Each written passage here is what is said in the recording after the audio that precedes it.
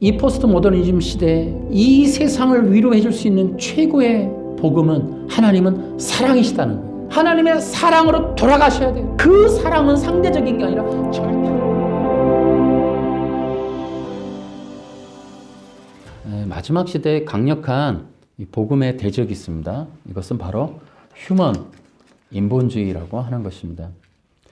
인본주의는 뭐냐면은 인간의 잠재력, 능력, 그 다음에 인간의 욕구, 욕망에 관한 철학과 사상, 종교적 이론을 인본주의라 이렇게 얘기를 해요.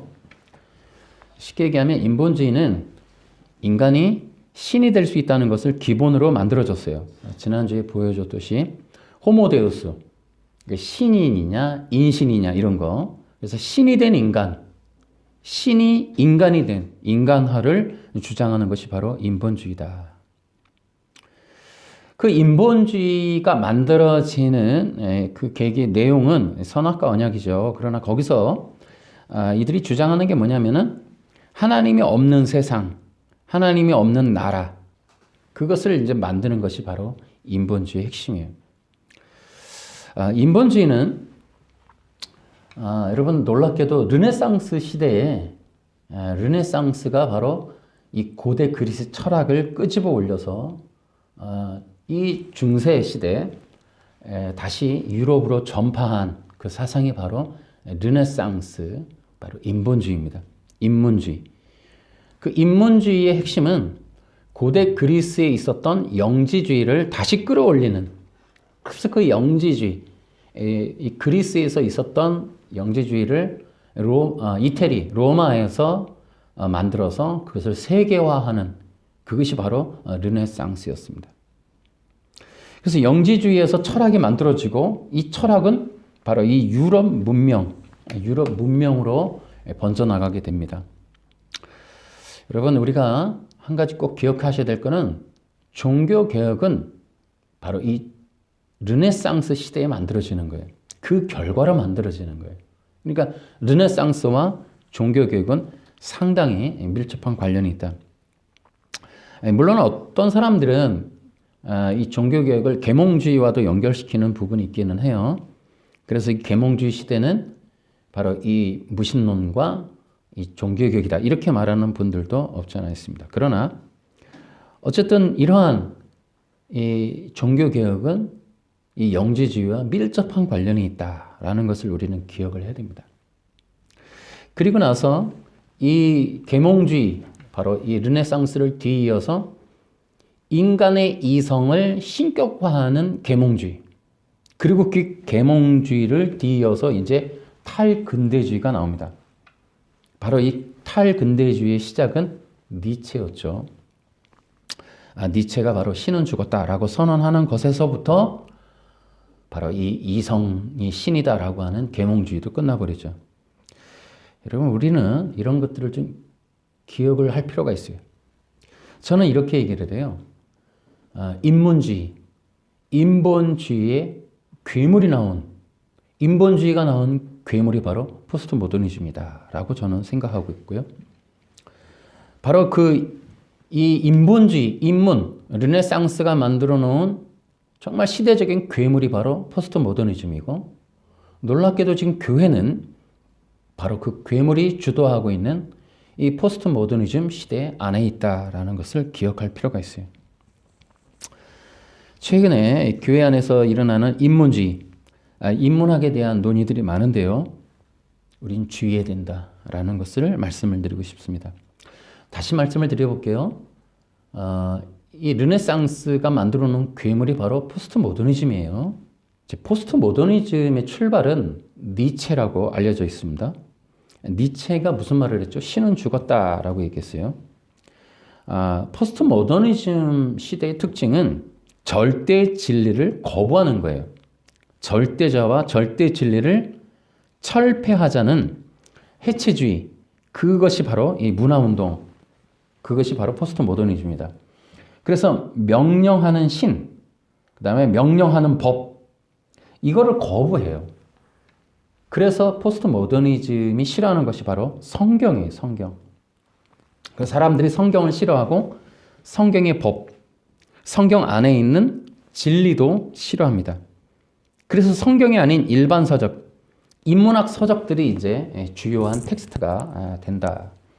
또 그런 것들을 이제 일반 책들을 이제 설교하는 일들이 이제 많아지고 있다. 그 일반 책이라고 하는 게 대부분 경험담, 합리적 이론, 그 다음에 원리적 이론, 이런 것들이에요. 혹은 이제 이제 체험이 대부분 뭐예요? 치유, 그 다음에 기적, 그 다음에 응답, 이런 것들. 그 다음에 이제 어떤 병이나 이런 거 어려움에 걸렸을 때 역경을 넘는 어떤 심적인 고통을 이겨낸 사람들의 이야기. 여러분, 이런 것들이 뭐 한다고요? 성경을 대체한다고요. 그러니까 어떻게 하라고? 사람들을 위로해 주는 거예요. 이제는 구원이 아니라 위로가 이제 주가 된다, 목적이 된다라는 거죠. 사람들의 위로라고 하는 것이 이제 어떻게 돼요? 그전에는 우리가 이제 기억하십니까? 70년대, 80년대 동네마다 부흥회 하면 이제 애기 없고 어머니들이 이제 그 마룻바닥에 가서 울었죠. 그죠? 뭡니까? 그 성미, 그 숟갈씩 떠가지고 가서 그거 바치면서도 울고. 대한민국 기독교가 위로를 교회에서 받았어요. 그리고 설교를 들으면서, 기도하면서. 그런데 어떻게 된다고요? 사람들의 위로가 그리스도, 하나님, 성령, 이런 게 아니에요. 다른 사람들의 역경의 이야기, 기적의 이야기. 그러니까 위로가 하나님으로부터 오는 게 아니라 사람으로부터 오는 시대가 되어버린 거예요. 이것이 바로 포스트 모더니즘입니다. 그러니까 이제 우리가 이제 기독교가 주목하는 게 뭐냐 하면은 기독교가 찾고 있는 것이 사람이에요. 하나님이 아니에요. 어떤 사람?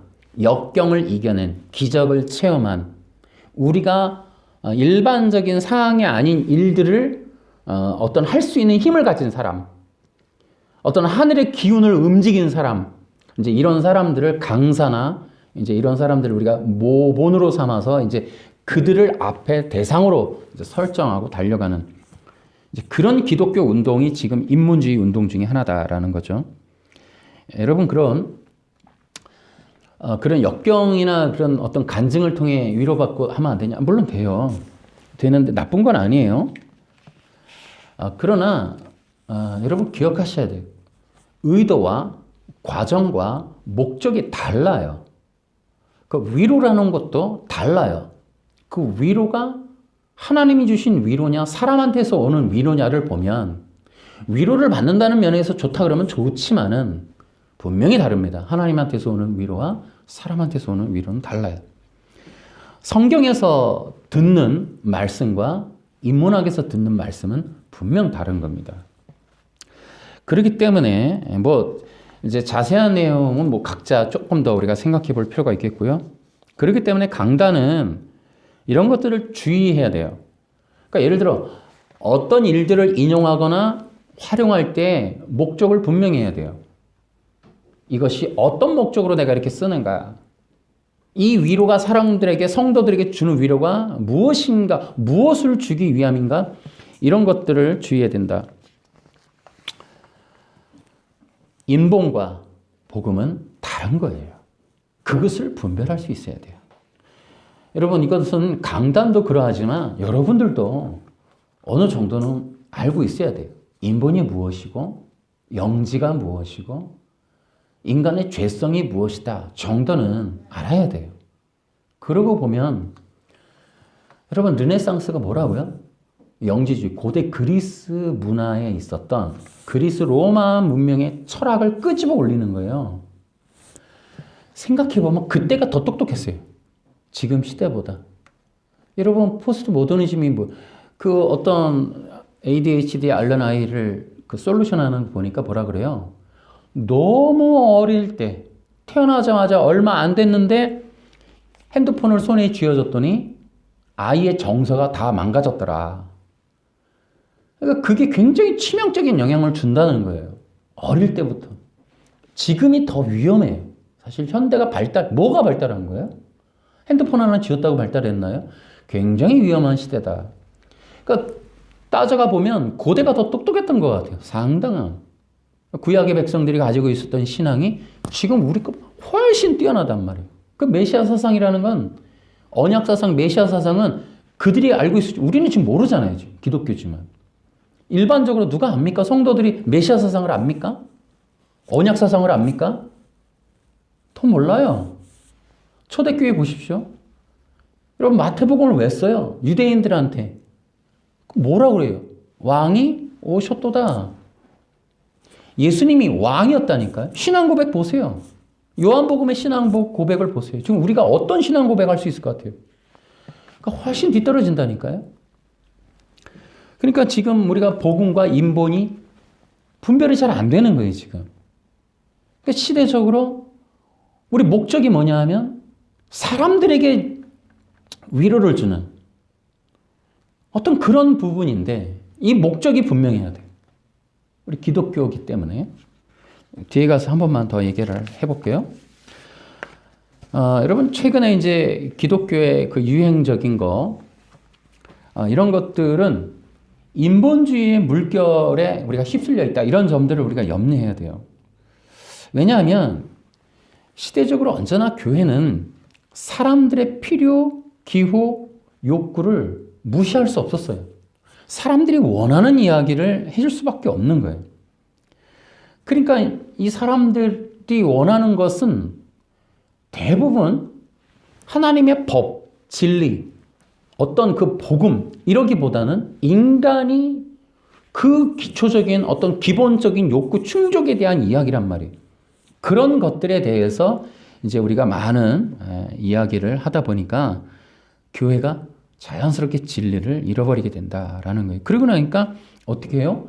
이런 어떤 인문학적인 것들을 우리가 분별하지 못하는 어떤 그런 상황에 놓여 있다라는 거죠. 여러분, 그 포스트 모더니즘은 이제 탈근대주의예요. 그러면 이 모더니즘, 곧 근대주의는 뭐였어요? 계몽주의라고 그래요. 계몽주의는 뭐예요? 이성이 신격화되는 우리 인간의 이성, 합리주의. 근데 대표적인 것이 바로 이제 칸트, 또 데카르트, 이제 이런 얘기를 하는데, 그러니까 뭐냐면은 도덕과 윤리, 어떤 이런 이성적인 그런 교육과 계몽을 통해서 사람들의 세상, 사람들의 삶을 바꿀 수 있다. 그걸 더 발전시키고 더 높은 차원으로 이끌 수 있다. 이런 것들이란 말이에요. 근데 탈근대주의는 이걸 벗어버리는 거예요. 왜냐하면 해봤다 이거예요. 도덕과 이성, 합리 안 된다 말이죠. 그것을 확 벗어버리는 거예요. 그래서 이 니체 책을 읽으면 칸트를 비판합니다. 칸트에 대해서 비판. 이성, 그런 것들에 대해서 비판하면서 그 도덕과 윤리, 사회적인 합의할 만한 어떤 도덕 철학 다 필요 없다. 다 필요 없다. 그래 놓고 뭐라 그래요? 이제 인간의 본성에 충실하자. 인간의 본성. 그런 어떤 도덕 윤리, 이것이 이상적인 나라가 될 수 없다. 이상적인 삶이 될 수 없다. 그래서 이 니체가 바로 이 칸트를 비판하면서 이제 이 계몽주의, 이런 근대 철학을 버려버리면서 탈근대주의. 이제는 인간의 본성과 감성을 충족하자라고 하는 그러한 문화 문명이 이제 시작이 된다라는 거예요. 그러다 보니까 뭐예요? 이제 인간 속에 있는 인간의 이성에 호소하는 게 아니라 인간 안에 있는 본성의 소리에 귀를 기울이자라는 거예요. 인간의 내면의 소리를 들어보자라는 거예요. 무엇을 원하고 있느냐? 무엇을 요구하고 있느냐? 그러니까 교회도 뭐예요? 사람들의 내면에서 울려오는 소리를 들어보는 거예요. 무엇을 원하는가? 그들의 욕구가 무엇인가? 욕망이 무엇인가? 그들이 느끼고 싶어하는 감정이 무엇인가? 그 호소하는 소리에 귀를 기울이자. 그렇게 이제 시대가 흘러가는 거예요. 그런 것들이 바로 탈근대주의예요. 지금 포스트 모더니즘이다. 그러다 보니까 어떻게 해요? 이 감성을 제한하는, 이 본성에 대한 제재를 가하는 그러한 어떤 통념, 그런 관념, 이것들을 해체해버리는 거예요. 대표적인 게 여러분 기억하시면 돼요. 동성애와 인권차별금지법 같은 거. 그러니까 인간의 감성과 본성이 요구하는 그런 어떤 감정적인 어떤 근데 인간의 욕구의 그 기본적인 어떤 그 감정을 충족할 만한 것을 하는 데 있어서 방해되는 법, 사회적인 시선, 어떤 사회적인 통념, 사회적인 암암리에 합의된 어떤 그런 윤리적 질서 같은 것들을 거부해버리고 다 해체해버리는 거예요. 이제 그것이 바로 이제 이 탈근대주의의 특징인 거예요. 그러니까 탈근대주의는 뭐예요? 법이 없어요, 법이. 법의 제재가 완전히 풀려버리는 거예요. 인간이 하고 싶은 것, 그거 외에는 다른 법이 없어요. 욕망의 법인 거예요, 욕망의 법. 그러니까 뭐가 돼요?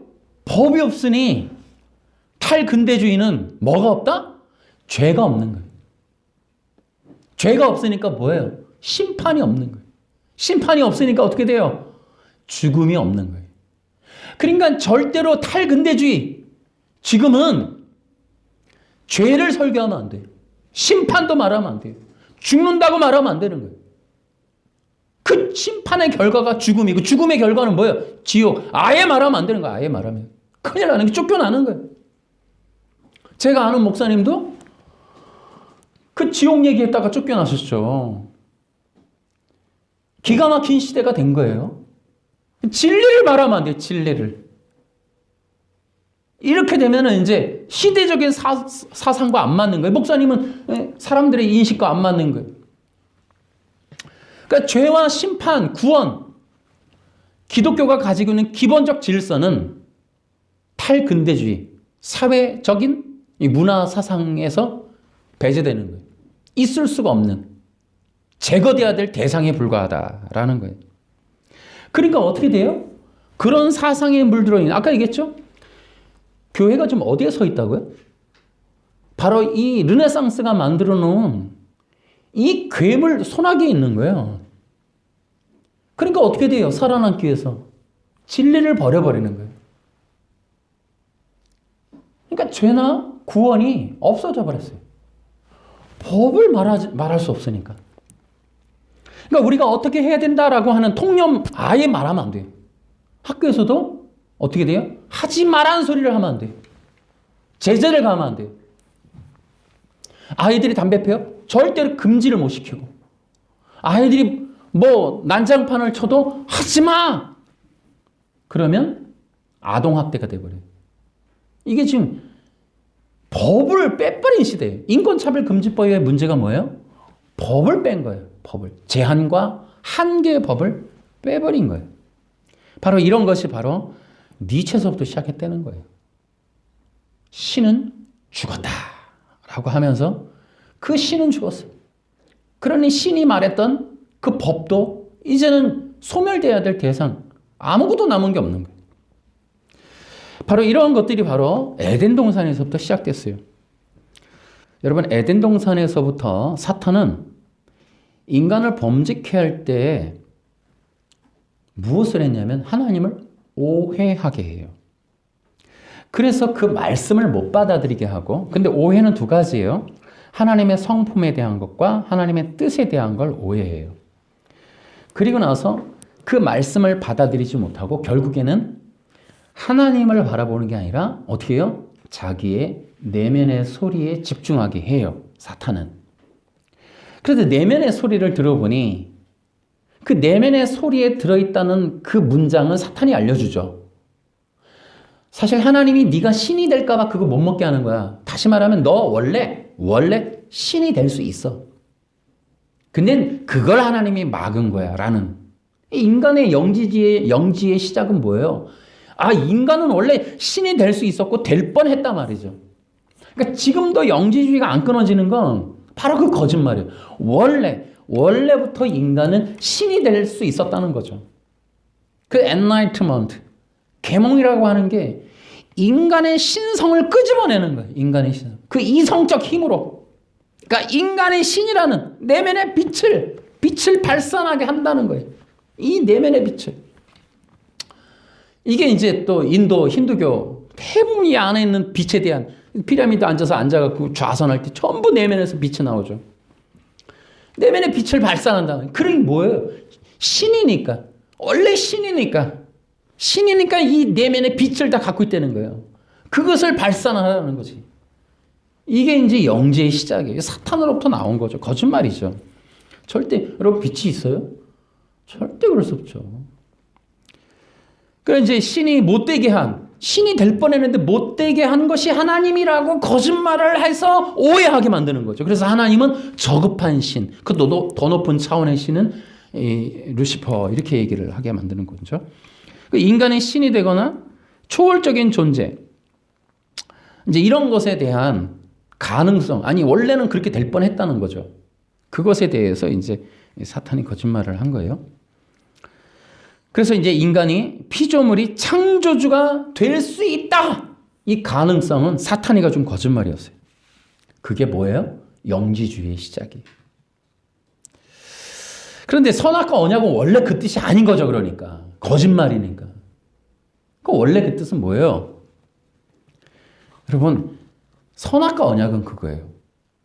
이것이 이제 수메르 문명에서 나온 토판, 종주권 언약, 자꾸 이 부분도 좀 오해하는 경향들이 있어요, 보니까. 근데 여러분, 되게 재미난 거예요. 선악과 언약을 통해 분명한 거예요. 분명한 거는 뭐냐면, 너는 결코 신이 아니라는 거죠. 하나님과 인간의 분명한 차별성과 구분점, 이것들에 대해서 얘기를 하는 거예요. 어떤 분이 이제 의가 무엇이냐, 이렇게 이제 말해놓은 영상을 한번 봤어요.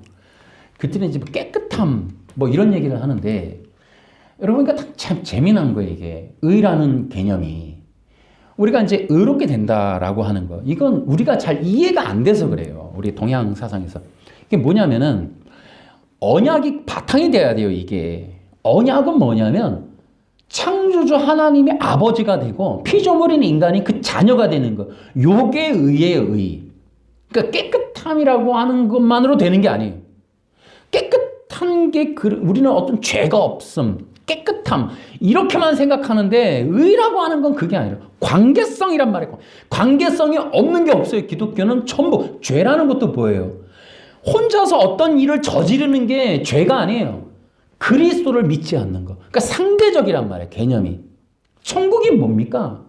아무 문제가 없이 꽃 피어 있고 짐승이 이렇게 같이 돌아다니고, 그게 아니고 그리스도가 계신 영원한 나라. 그 나라가 이제 관계성이란 말이에요, 관계성. 죄도 그렇고 구원도 그렇고. 근데 우리가 의라는 건 무조건 깨끗함이라고만 접근하면 안 되는 거예요, 그거는. 우리는 도 닦는 어떤 유교 문화 때문에 자꾸 그런 생각을 하는데, 그렇게 하면 안 되고, 의는 관계성이란 말이에요. 그래서 이게 단어가 애매해요, 이게. 우리가 이게 애매하다, 개념 잡기가 어려운 게. 관계성. 그 영원하신 하나님이 아버지가 되는 거. 우리는 피조물인데 그의 자녀가 되는 거. 그런데 어떻게 해요? 그냥 아무나 됩니까? 아니라고요. 하나님의 율법에 의해서 그렇게 된다고. 그 율법이 뭐예요?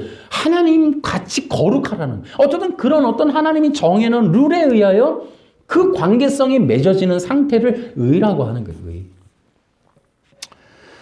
그 하나님께서는 바로 그런 관계성, 그 의로움을 위하여 그 선악과 언약을 말씀해 주신 거예요. 그냥 단순하게 되는 게 아니고, 그래서 어떻게 피조물에 대한 하나님의 영원한 계획이 선포되는 거예요. 그 피조물이 육체인 인간, 그 인간을 어떻게 한다? 하나님이 그의 자녀로 삼아주신다고 하는 영원한 계획의 선악과 언약인 거예요. 그러니까 우리가 이제 인간이 신이 되는 것이 목적이 아니고, 인간이 신이 되는 게 아니라 뭐예요? 영원한 하나님의 자녀가 되는 거예요. 아멘. 하나님이 우리에게 주시고 싶어 하는 건 자녀의 권세입니다. 아멘. 우리를 왕되게 하고 높은 자리에 올리고 특권을 주고 힘을 주고 권능을 주고 기적을 주고, 이런 개념이 아니라 자녀의 권세. 자녀의 권세라는 거예요. 그 선악과 언약은, 그러니까 하나님의 영원한 계획이 있어요. 그렇죠? 자녀들. 그렇기 때문에 그 언약에 게시된 내용은, 너는 신이 아니야. 신이 되어서는 안 돼. 너는 나의 자녀가 되어야 돼. 라고 하는 내용들이 포함되어 있는 거예요. 그리고 우리는 되게 율법적인 개념이 있어갖고, 어떤 문자가 이렇게 있으면 그 문자 너머의 뜻을 우리는 그런 걸로 교리 얘기 안 해요. 그죠? 우리는 그 문자대로 이제 해석, 번역된 대로 결국은 어떤 틀을 만들어내는 거지, 그 말씀하신 뜻에 의해서 우리가 뭔가를 말하는 걸 되게 우리가 이제 터부시하는 그런 경향이 있어요. 여러분 생각해 보십시오. 선악과 언약. 그래서 그 성악과 언약이라고 하는 것을 좀 더 풍성하게 해석하라고, 좀 더 상상적 어떤 그런 해석을 하라고 어떻게 해요? 그 고대 근동의 토판을 발견해 주, 종주권 언약이 들어온 거예요. 그 종주권 언약을 통해서 우리는 충분히 조금 더 풍성하게 선악과 언약이 담겨 있는 하나님의 의도, 뜻, 그런 것들이 이해가 되는 거예요. 여러분, 사탄은 어떻게 해석했길래 그 뜻이, 야, 너도 신이 될 수 있는데 못하게. 여러분, 굉장히 상상력이 포함되어 있죠. 여러분, 우리는 그런 어떤 종주권 언약에 의해서 뭐예요? 그 종주권 언약은 분명해요. 하나님과 그 피조물 간의 분명한 인식, 정체성을 선언하는 게 종주권 언약의 1번, 2번 항목들이에요. 나는 전능한 여호와다. 그 인간은 나의 피조물이고 나는 그의 창조주다. 이런 규정화되어 있단 말이죠. 이런 내용들을 보면 선악과 언약은 분명하게 인간의 정체성과 하나님의 분명한 창조의 의도, 그런 목적이 분명하게 게시되어 있는 거예요. 우린 그런 것들을 알 수가 있어요. 그러니까 그런 내용을 뒤바꿔서 사탄은 너는 신이 될 존재인데, 너가 원래는 그렇게 신이 되려고 그렇게 되어 있었는데 그거 뭐 막은 거야 너. 그 얘기를 한단 말이죠. 우리는 그 하나님의 뜻에 담겨 있는 온전한 뜻을 우리는 조금 더 풍성하게 이해할 필요가 있는 거예요.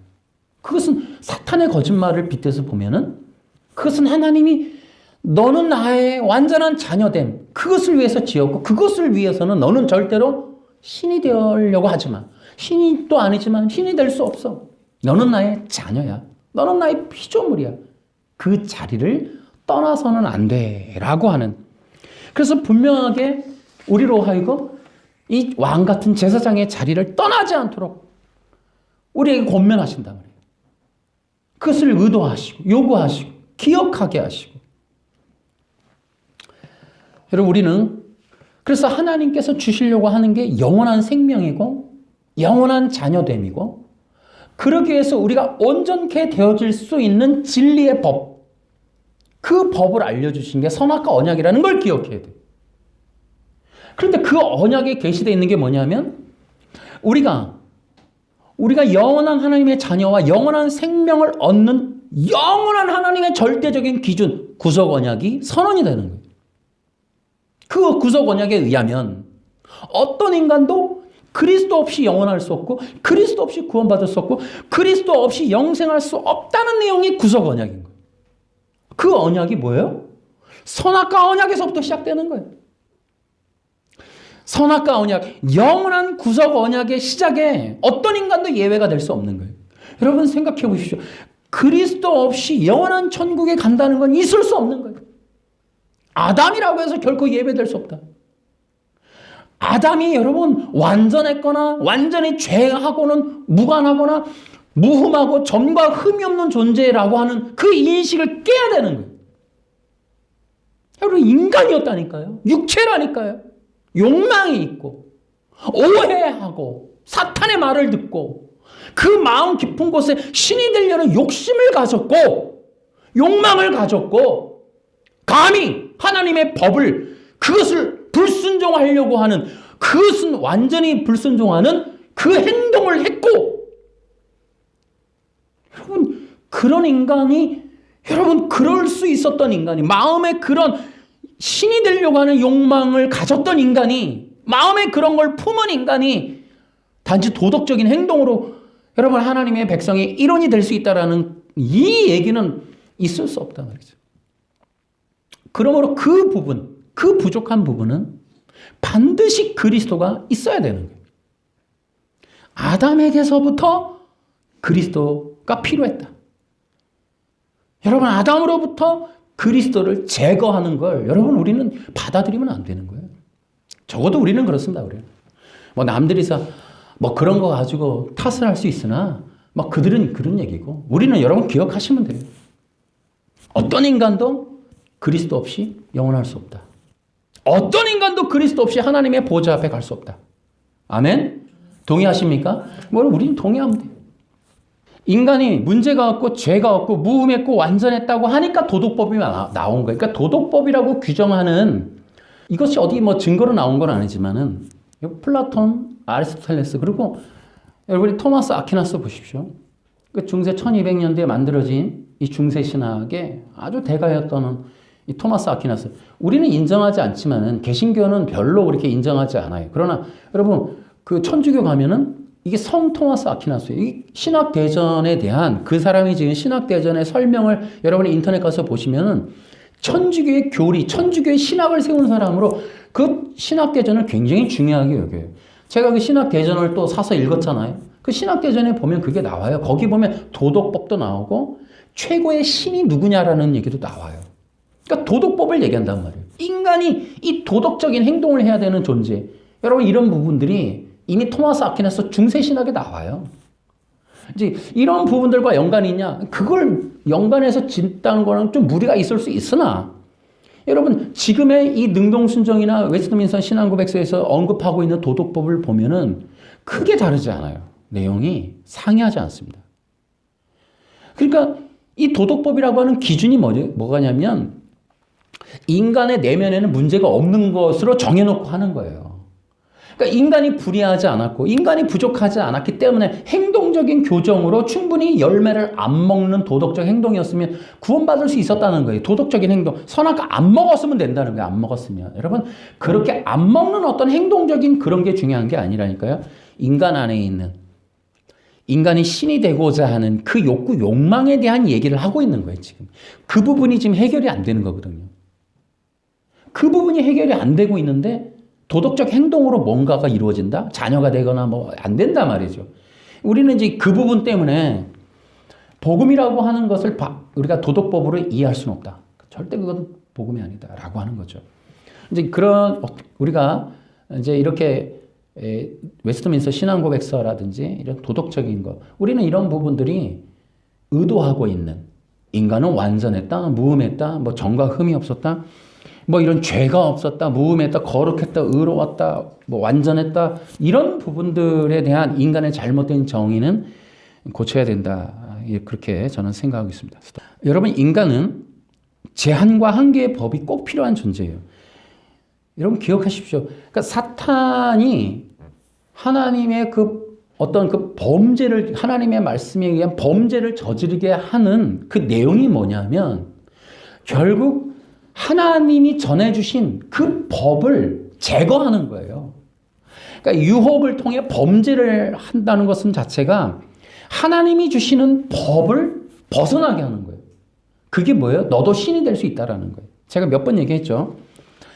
그러니까 이게 무슨 너도 신이 될 수 있다라는 게 뭐예요? 그 당시에 그 왕이란 말이에요. 왕은 이 세 가지 역할을 해요.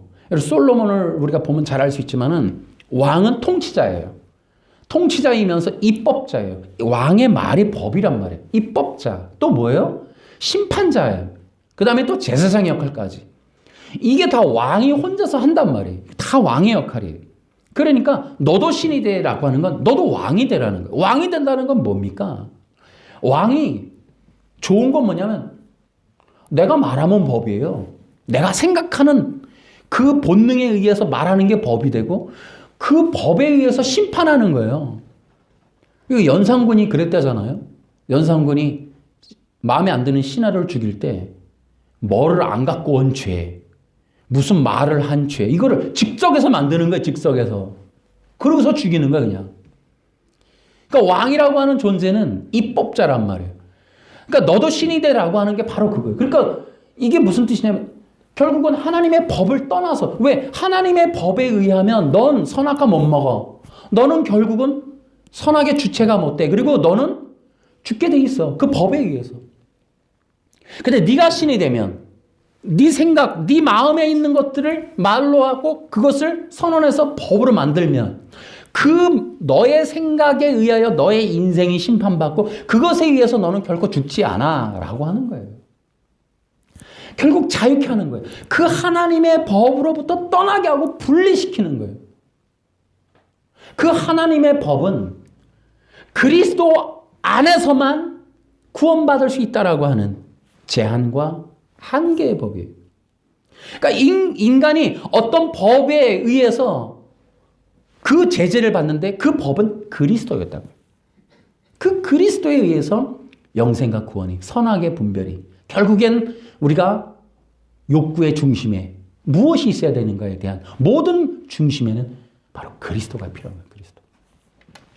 하나님이 여러분 요한복음 1장 1절에도 그 태초에 말씀이 계셨다는 거예요. 그 말씀이 그리스도신 거예요. 그리고 그 말씀이신 그리스도가 곧 하나님이시다라고 하는 거죠. 그 그리스도이신 하나님만이 우리에게 제한과 한계의 유일한 절대적인 법인 거예요. 그러므로 인간이 하나님처럼 된다는 건 뭡니까? 그리스도를 떠나는 거예요. 그러다 보니까 죄라는 거는 나를 믿지 아니하며 그리스도를 믿지 않는 거예요. 여러분 지금도 인간들이 왜 지옥 가요? 여러분 우리가 복음 전할 때 예수 천당 불신지옥의 내용은 뭡니까? 여러분 우리도 지금 복음을 전해야 되는 이유는 뭐예요? 예수 안 믿으면 지옥 간다는 거예요. 그것이 언제부터? 여러분 그것이 여러분 오고 오는 모든 세대. 여러분 우리가 아프리카 가서도 복음을 전할 때 여기는 예수님 모르니까 예수님 안 믿어도 뭐 지옥 가고 그런 건 없어요. 이러지는 않잖아요. 모든 세상에 가서 동일하게 우리가 아프리카든 어디 원신이든 파푸아뉴기니든 가서 예수 안 믿으면 지옥 가니까 복음 전하는 거 아니에요. 누구? 예수님 전하잖아요. 예수님 십자가에 죽으셨고 이걸 얘기한단 말이에요.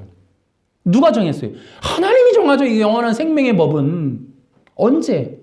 그 아담께서부터, 그럼 이 법이 아담 때부터 아니죠. 영원한 세상 속에서, 영원한 세상 속에서. 그 영원한 세상 속에서 정해져 있는 거예요. 예수 없으면 생명이 없다라는 거예요. 이 법이 제한과 한계의 법이에요.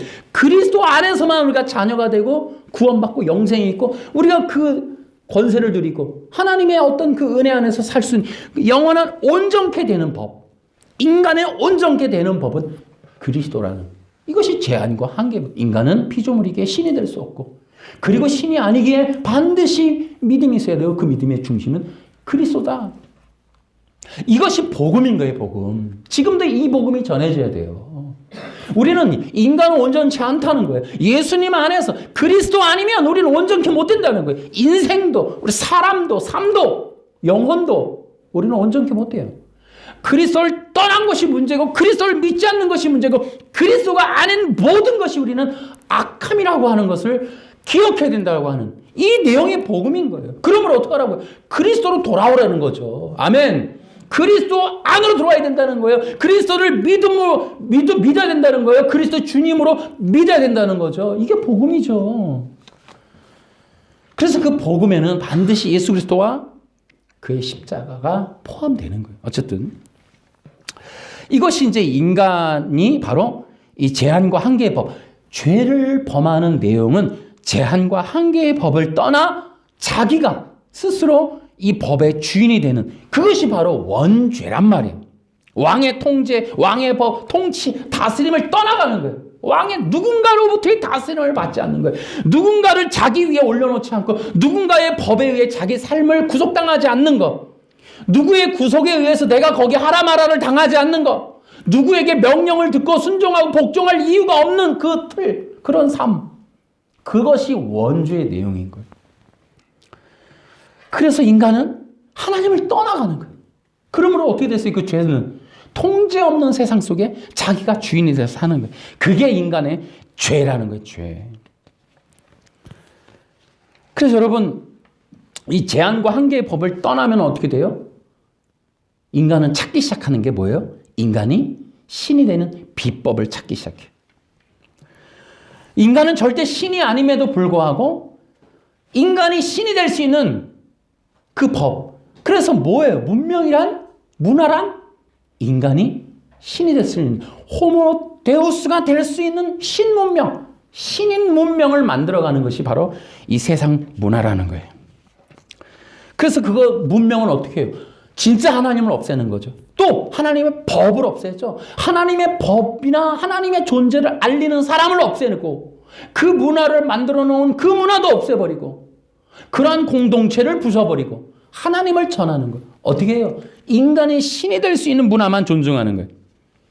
그래서 인간이 기호, 가지고 있는 기호, 그 욕구, 그러한 어떤 소리, 그러한 바람, 소원, 그런 간절함들을 들어서 이루어주는 대체하는 거짓 선지자들, 거짓된 종들, 거짓된 무당, 어떤 접신, 이런 것들을 신비주의를 찾아서 인간이 신이 되는 것들만 받아들이는 이제 그런 세상이 이 문화 문명이고 지금의 철학이다라는 거예요.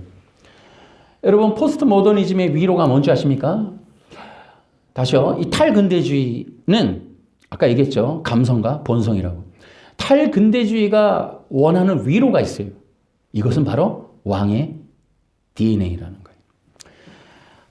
여러분, 얼마 전에 이 왕의 DNA 그러면 사건이 하나 있었죠. 자기 자녀는 왕의 DNA를 가졌으니 담임 선생님을 이제 아동학대죄로 신고한 사건이 있었습니다. 그래서 제가 이 왕의 DNA를 한번 찾아봤어요. 찾아봤더니 뭐라고 돼 있냐면은 왕의 DNA라는 말이 이거 어디에서 만들어진 거냐면 뇌과학연구소에서 만들었대요, 이 말을. 이게 ADHD 아동을 치료할 때 사용하는 언어가 바로 왕의 DNA래요. 이게 뭐냐면은 그 뇌과학연구소에서 이렇게 이제 인간의 뇌를 한 4단계, 4가지 종류로 유형별로 나누어 보면은 이런 ADH를 앓는 사람들의 뇌의 유형에 따라서 이 사람들의 뇌의 이 어떤 특성에 따라서 이 ADH를 치료하기 위해서는 필요한 게 뭐가 있냐면은 왕과 신하놀이라는 게 있대요. 놀이. 왕과 신하놀이. 그러니까 얘를 왕으로 세워주고 주변 사람들이 신하 역할을 하면서 이 놀이를 하면 얘가 고쳐진다. 이런 내용인 거예요. 이게 제가 저기 네이버 찾아보니까 나오더라고요. 그래서 이제 이 뇌 유형별 치료 방법 중에 하나가 왕의 DNA래요. 그래서 우리 아이는 뇌 유형별에 따라 왕의 DNA를 가진 유형이니까 얘한테는 제발 선생님이든 친구든 다 뭐냐면 얘를 왕처럼 대접해 달라. 지금 그런 내용인 거예요. 그런데 그렇게 안 하면 어떻게 돼요? 학대가 적용이 돼버리는 거예요. 학대. 그러니까 그거 기준은 아버지인 거죠.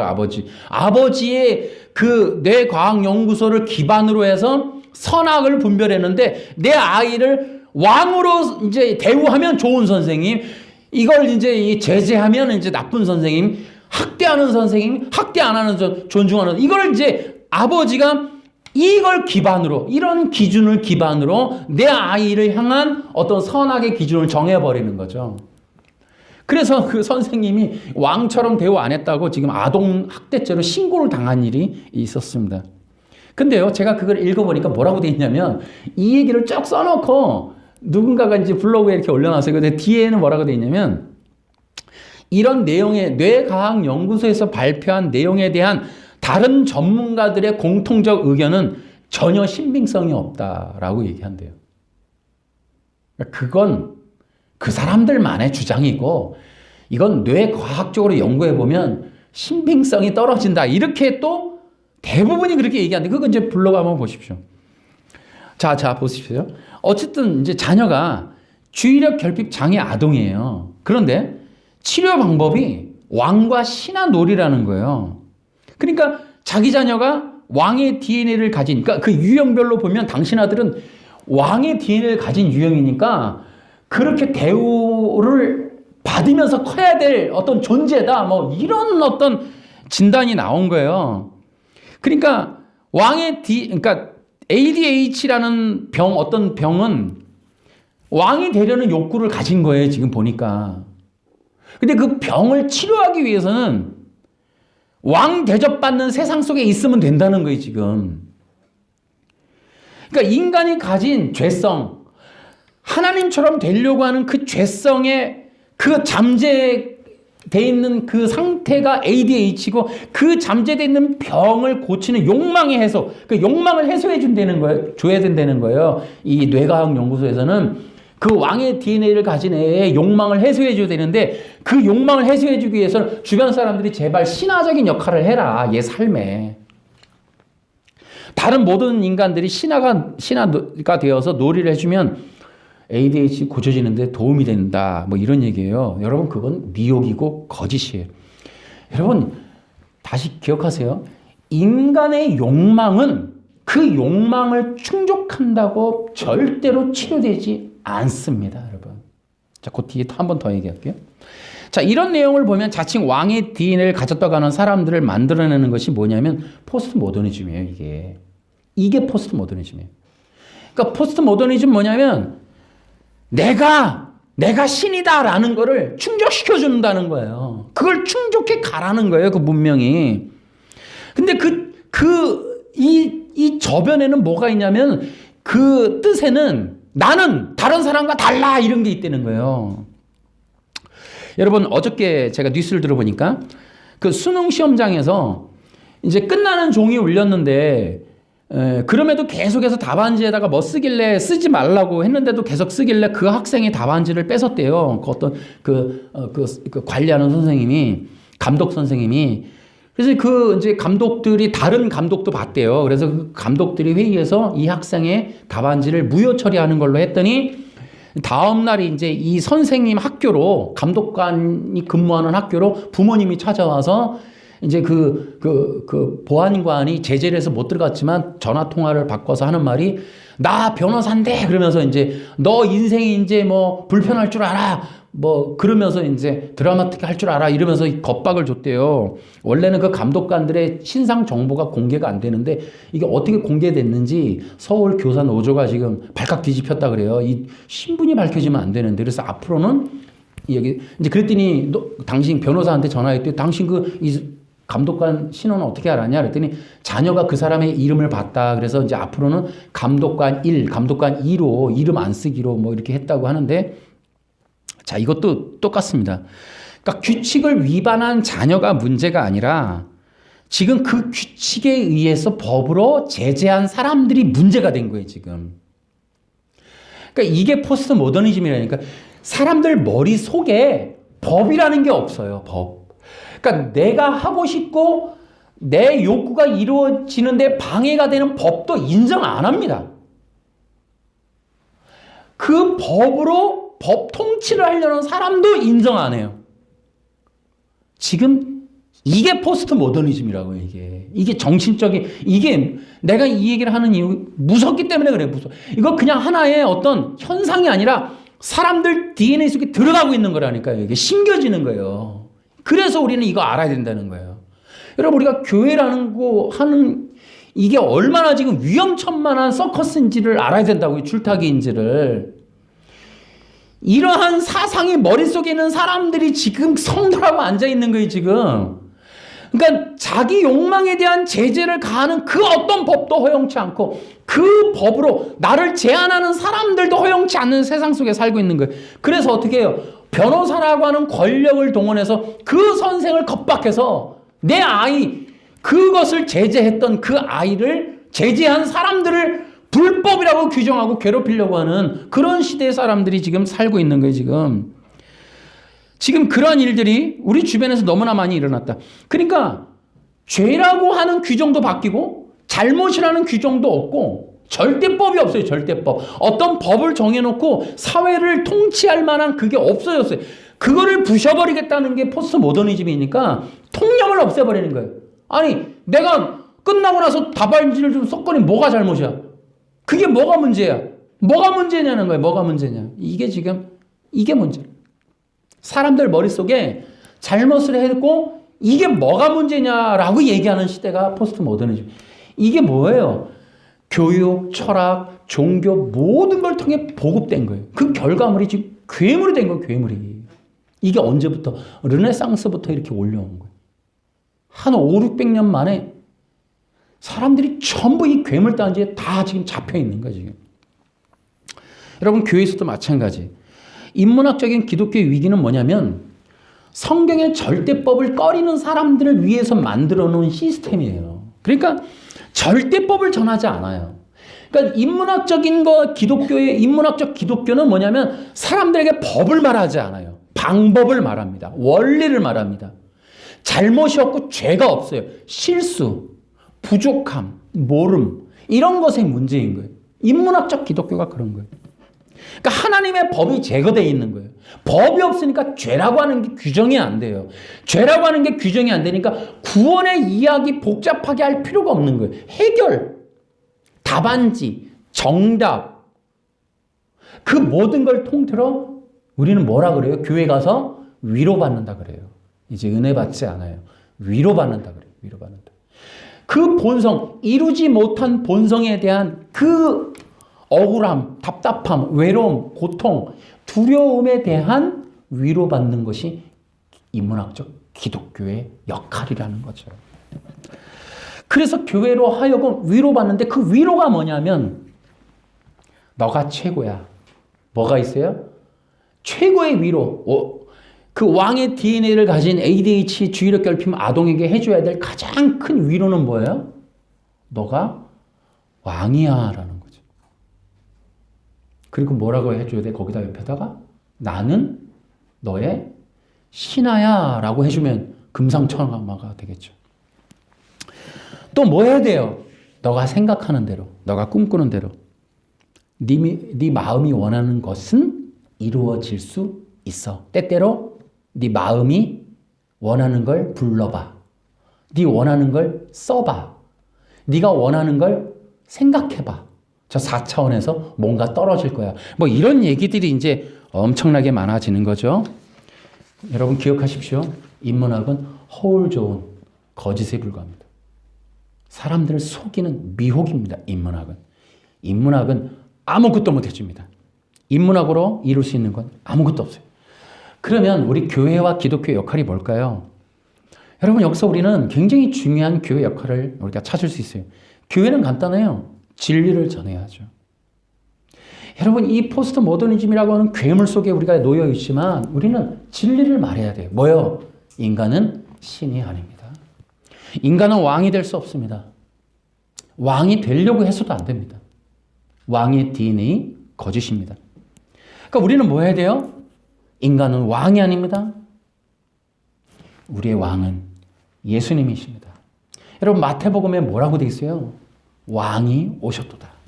복음의 시작이 뭐예요? 왕이 오셨도다. 왕이 오시는 거예요. 기독교는 뭐예요? 왕을 모셔드리는 거예요. 기독교는 내가 왕이 아님을 고백하는 것에서부터 시작하는 거예요. 그리고 왕을 모셔드리는 거예요. 왕을 마음속에 모셔드리는 거예요. 그 왕의 통치를 받는 것이 기독교 신앙생활인 거예요. 기독교 신앙이 뭐예요? 왕을 모셔드리는 거예요.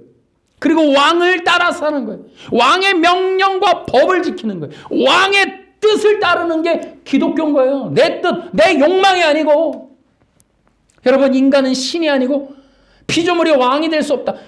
이거 선언하는 진리사역이 지금 교회의 역할인 거예요. 이 포스트 모더니즘 괴물 안에서. 여러분 기독교가 말해주지 않는데 어떻게 세상이 알아요? 이 호모데우스라고 하는 이 책이 세계적인 베스트셀러가 되고 있는데 이 호모데우스, 인간의 신의 욕망을 이룰 수 있다고 하는 이 호모데우스가 지금 모든 사람들의 의식 속에 DNA로 박혀가고 있는데 교회는 이것이 문제라는 얘기를 못하고 있단 말이죠. 이게 지금. 그러니까 우리가 인간은 왕이 아니에요. 이 선언을 못하는 거예요. 왜냐하면 도덕법을 지키면 되니까. 능동순종이면 되니까.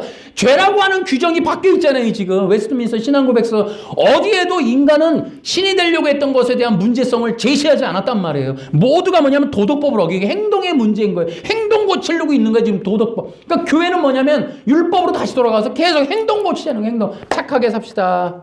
착하게 삽시다. 우리 어떤 행동 좀 거룩하게 삽시다. 온전해집시다. 이러고 있는 거죠. 여러분 신은 죽었다고 외쳤던 니체가 어떻게 된 줄 아십니까? 여러분 니체라고 하는 걸 여러분이 인터넷 가서 검색해 보시면 니체는 신은 죽었다 그래요. 그리고 어떻게 했냐면 내가 신이라고 얘기해요. 그리고 어떻게 해요? 10년 동안 정신병원에 감금되어 있다가 10년 만에 죽어요. 니체의 끝은 정신병원이었어요. 그러니까 니체가 신은 죽었다라고 말하고 싶었던 이유는 내가 신이기 때문에 그런 거예요. 그게 포스트 모더니즘의 시작이에요. 그러니까 미친 사람, 정신분열이 난 것이 바로 포스트 모더니즘이에요. 여러분 왕의 DNA를 불어주지면 여러분 이것이 치료가 된다고요? 그게 미혹이고 거짓이라고 했죠. 여러분, 왕의 DNA는 인간이 미치는 길이에요. 정신 분열이 나는 겁니다. 여러분, 인간이 신이 되면 미쳐요. 인간이 신이 되면 죽는 겁니다, 여러분. 호모 데우스가 통하면 인간은 온전해질 수 없어요. 온전하게 못 살아요, 이 땅에서. 인간이 온전해지는 길은 피조물의 자리로 돌아가는 거예요. 그럴 때 온전해지는 거예요. 여러분, 최대 위로는, 성도들이 위로를 느낄 수 있는 최대 위로는 십자가 아래 내려가는 거예요. 왕의 DNA를 가진 사람이라고 인정해주고 박수 쳐주고 높여주면 그 사람 죽는 겁니다, 여러분. 인문학을 기독교가 들여오는 건 모든 사람이 죽으라고 얘기하는 거예요, 지금. 모든 사람이 죽어도 된다는, 모든 사람을 미치게 하는 길인 거예요. 사람이요, 자기가 신인 줄 알면 미쳐버려요, 이거. 이 세상 보십시오. 그 답안지 썼다고, 나 변호사인데 정신 분열이 나는 거예요, 지금. 사회가 망가지는 거예요. 그 선생님 또 병간했대요, 두려워서. 그 전화 받고. 당연히 겁나죠. 변호사가 들이대고 있는데. 응? 그 세상 권력 가지고, 지식 가지고, 권위 가지고, 법적인 지식 가지고 사람 압박하는 거죠. 자기는 그 법에 제한 안 받고. 여러분, 교회는 뭐 해야 돼요? 왕의 DNA를 가진 자가 아니라고 얘기를 해야죠. 우리에게 온전한 자. 여러분, 왕의 DNA를 가지고 그 역할을 하면 그 사람 죽습니다. 정신 터져 나가는 거, 분열되는 겁니다, 여러분. 그게 치료법이라고요? 그 미치라는 거예요, 미치라는 거. 절대 그럴 수 없어요. 우리 기독교 역할은 사람을 온전케 하는 게 목적이라면, 목적이 그렇다면 끌어내려야죠. 왕의 DNA 지워버려야죠. 여러분, 우리 기독교가 언제 이렇게 높아졌어요? 언제 이렇게 괴물단지 된 겁니까? 회개하고 이런 일들이 비일비재해서 붕해마다 회개하고 눈물을 흘리고 여러분, 지금은 그런 게 없어졌죠. 방법이 필요한 거예요, 지금. 해결점, 응답이 필요하다는 거예요. 그러니까 뭐냐면 사람들에게 절대 진리가 사라진 거예요. 여러분, 기억하십시오. 예수 안 믿으면 죽습니다. 예수 안 믿으면 멸망이에요. 여러분, 이 땅에서도 온전하지 않아요. 절대로 온전케 될 수 없어요. 왕의 DNA를 가지고서는 온전해질 수 없어요. 그거 고치는 최대 방법은 빨리 십자가 앞으로 나가는 거예요. 회개하라고요. 왕의 DNA를 가졌다는 생각을 했다는 것만으로도 회개하라고요. 여러분, 교회가 이 일을 안 하면 도대체 누가 하는 겁니까? 교회가 인간은 왕이 아니라는 이야기를 교회가 안 해주면 도대체 누구한테 들으라는 거예요? 교회가 하나님만이 우리의 왕이시라는 얘기를 안 해주면 도대체 이 세상을 어떻게 하라는 거예요? 어떻게 온전해지라는 거예요? 다 정신병 들으라서 죽으라는 겁니까? 여러분, 교회의 역할은 진리죠, 진리. 여러분, 우리의 왕은 내가 아닙니다. 내려와야 됩니다. 우리 그러다 죽습니다, 여러분. 정신 분열납니다. 인간이 신이 된다고 하는 생각만으로도 여러분, 우리가 온전케 못 됩니다, 여러분. 이게 여러분, 포스트 모더니즘의 이 증상 중에 하나가 우울이고 불만족이고, 이게 극단적인 절망이래요. 근데 그 얘기를 한 사람의 이야기는 뭐냐면, 왜냐하면 인간의 죄성 때문에 그런다는 거예요. 왜 우울해요? 포스트 모더니즘이 추구하는 절대적으로 채찍질하는 게 뭐냐면 너 왕이 될 수 있다는 거거든요. 근데 절망이 뭐예요? 못 되고 있거든요. 우울한 게 뭐예요? 어떻게 해도 왕이 안 되는 거예요. 왜 우리가 이게 절망감 속에 안 된단 말이에요. 뭘 해도 왕이 안 되는 거예요. 절망감이 입사해. 포스트 모더니즘은 절망감이고요. 인문학은 거짓이에요. 이거 미혹입니다. 인문학으로는 어떤 것도 여러분 위로 못 받아요. 여러분, 인문학적으로 어떤 사람이 기적을 체험했어요. 그거 듣는다고 여러분 기적 안 납니다, 여러분. 그 거짓이에요. 잠시나마 여러분이 욕망에 대한 어떤 그 정말 들끓는 마음을 잠시나마 위로해줘서 나도 될 수 있어. 우울해하지 마. 잠시 우리도 가능해. 저 사람처럼만 하면 돼. 이런 역할밖에는 그게 인문학 설교가 아무 역할을 못하는 거예요. 거짓입니다, 여러분. 예수님 만나야 돼요. 예수님 만나야 됩니다, 여러분. 그래서 기독교가 버려버린 게 바로 십자가예요. 십자가. 이 현대인들이 극혐하는 십자가. 나도 버려버리는 거죠. 교회가 버려버리는 거죠. 여러분, 인간의 위로는 하나님의 사랑입니다. 그래서 기억하셔야 돼요. 인간이 위로받는 건 너도 신이 될 수 있다라고 하는 방법론 절대로 되면 안 돼요. 인본주의, 인문학 따라가면 안 돼요. 여러분, 우리의 인간이 회복이 되고 구원받고 평안하고 생명받는 길은 하나님의 사랑을 만나는 거예요. 하나님의 사랑이 아니라면 우리는 온전케 안 됩니다. 여러분, 이 포스트 모더니즘 안에 쪄져들면 우리 인간의 정신 전부 다 폭발돼 피폐해져 버리는 거예요. 전부 다 분열 나버리는 거예요. 회복하고 싶다고요? 위로받고 싶다고요? 그러면 하나님의 사랑으로 돌아가십시오. 여러분, 최초의 이 사탄이가 아담한테 걷어간 게 하나님은 사랑이라는 선언이에요. 하나님의 뜻이 사랑이고 계획이 사랑이고 선악과가 사랑이고 하나님 자체가 사랑이라는 사실을 그걸 다 걷어가 버린 게 사탄이에요.